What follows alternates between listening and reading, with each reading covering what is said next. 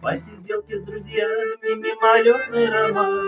Не выбрасывай, мама, ты мой чемодан. Посижу я немного и снова пойду. Видно, что-то ищу и никак не найду. Еду я, реки, степи, горы и поля.